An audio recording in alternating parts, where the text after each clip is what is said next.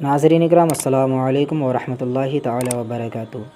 آج کی ویڈیو میں ہم بات کریں گے کہ کچھ حضرات کی بیٹیاں ہوتی ہیں اور بیٹا نہیں ہوتے ہیں، تو بیٹیاں ضروری ہیں یا بیٹا ضروری ہیں یا دونوں ضروری ہیں۔ آج اسی ٹاپک پر بات کریں گے، تو آئیے ہم چلتے ہیں اپنی ویڈیو کی طرف اور جانتے ہیں کہ بیٹی ضروری ہے یا بیٹا، یا دور حاضر میں دونوں ہوں تو دونوں کا ضروری ہے، اور اللہ کی طرف سے کون نعمت ہے اور کون رحمت ہے، کس کا حساب لیا جائے گا اور کس کا حساب نہیں لیا جائے گا۔ تو آئیے چلتے ہیں ہم اپنی ویڈیو کی طرف۔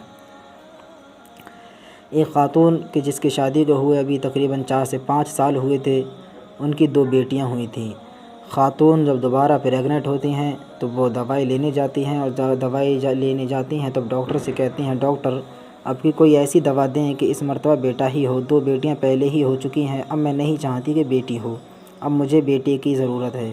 ڈاکٹر نے کہا میڈیکل سائنس میں ایسی کوئی دوائی نہیں ہے۔ ساس نے کہا پھر کسی اور ڈاکٹر کا پتہ بتا دیں۔ ڈاکٹر نے کہا آپ نے شاید بات غور سے نہیں سنی، میں نے یہ نہیں کہا کہ مجھے دوائی کا نام نہیں آتا، میں نے یہ کہا کہ میڈیکل سائنس میں ایسی کوئی دوائی نہیں ہے۔ سسر نے کہا وہ فلاں لیڈی تو کہہ رہی تھی کہ دوائی ہے۔ ڈاکٹر نے کہا وہ جعلی ڈاکٹر ہے، اس طرح کے دعوے جعلی پیر، فقیر، حکیم وغیرہ کرتے ہیں، سب فراڈ ہیں۔ شوہر بولا مطلب ہماری نسل پھر نہیں چلے گی۔ ڈاکٹر نے کہا یہ نسل چلنا کیا ہوتا ہے، آپ کے جینس کا اگلی نسل میں ٹرانسفر ہونا ہی نسل چلنا ہے نا، تو یہ کام تو آپ کی بیٹی بھی کر سکتی ہے، بیٹا کیوں ضروری ہے؟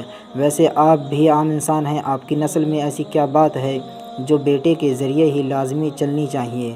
سسر نے کہا میں سمجھا نہیں، ڈاکٹر صاحب کھل کے بتائیں آپ کیا کہنا چاہتے ہیں۔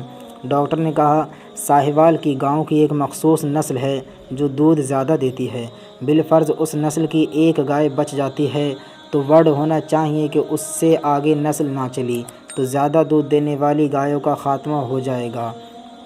اسی طرح طوطوں کی ایک مخصوص قسم باتیں کرتی ہے، بالفرض اس نسل کی ایک طوطی بچ جاتی ہے تو فخر ہونی چاہیے کہ اگر یہ بھی مر گئی کہ تو آگے نسل کیسے چلے گی، نسل کا خاتمہ ہو جائے گا۔ آپ لوگ عام انسان ہیں، باقی 6-7 ارب کی طرح، آخر آپ لوگوں میں ایسی کون سی خاص بات ہے؟ سسر نے کہا ڈاکٹر صاحب کوئی نام لینے والا بھی تو ہونا چاہیے۔ ڈاکٹر نے کہا آپ کے پردادا کا کیا نام ہے آپ مجھے بتائیں۔ سسر منہ بند کر کے رہ جاتا ہے، یعنی نام نہیں بتا پاتا ہے۔ ڈاکٹر نے کہا مجھے پتہ ہے آپ کو نام نہیں آتا، آپ کے پردادا کو بھی یہ ٹینشن ہوگی کہ میرا نام کون لے گا، اور آج اس کی اولاد کو اس کا نام بھی نہیں پتہ۔ ویسے آپ کے مرنے کے بعد آپ کا نام کوئی لے یا نہ لے آپ کو کیا فرق پڑے گا؟ آپ کا نام لینے سے قبر میں پڑی آپ کی ہڈیوں کو کون سا سرور آئے گا؟ ڈاکٹر اقبال کو گزرے کافی عرصہ ہو گیا، آج بھی نصاب میں ان کا ذکر پڑھایا جاتا ہے، صرف ڈاکٹر اقبال کے نام سے ہی۔ اسی طرح جنید جمشید کو کون نہیں جانتا؟ کچھ ایسا کر جاؤ کہ لوگ تمہارا نام لیں، بے شک تمہاری نسلیں تمہیں بھول جائیں۔